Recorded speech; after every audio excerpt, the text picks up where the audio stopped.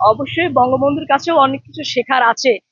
যে একজন নেতা যার একটা ৭ই মার্চের ভাষণ শোনার জন্য এত লক্ষাধিক মানুষ ঢাকার যে তৎকালীন রেসকোর্স ময়দান বর্তমানে সোহরাওয়ার্দী উদ্যানে জড়ো হয়েছিল, অবশ্যই কিন্তু তার কিছুটা হলেও অবদান ছিল।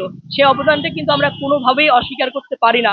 কারণ আমি বিভিন্ন ছোটবেলা থেকেই সেই ৭ই মার্চের ভাষণে দেখেছি মানুষ কিন্তু গাছের ডালে বসেও কিন্তু ভাষণ শুনতে এসেছিল। তো অবশ্যই তার পিছনে অবদান আছে।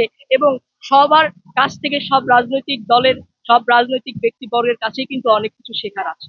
আসলে আমি আওয়ামী লীগ কিংবা ছাত্রলীগ, জাতীয় পার্টি, বিএনপি আসলে কোনো কিছু নিয়েই বলতে চাই না। কারণ আমি বারবার এর আগেও বলেছি আমার কোনো রাজনৈতিক দলের সঙ্গে সম্পৃক্ততা নাই।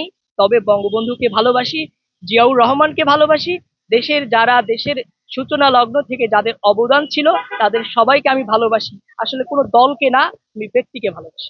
বাংলাদেশের যে গুরুত্বপূর্ণ পয়েন্ট গুলো রয়েছে, ঢাকার মধ্যে যে গুরুত্বপূর্ণ জায়গাগুলো রয়েছে, এগুলো আমার ঘোরার নেশা থেকেই কিন্তু এখানে এসেছি, যাতে ধানমন্ডি ৩২-এ আমি একটা ছবি তুলে আমার যে স্মৃতির পাতায় একটা স্মৃতি হিসাবে রাখতে পারি।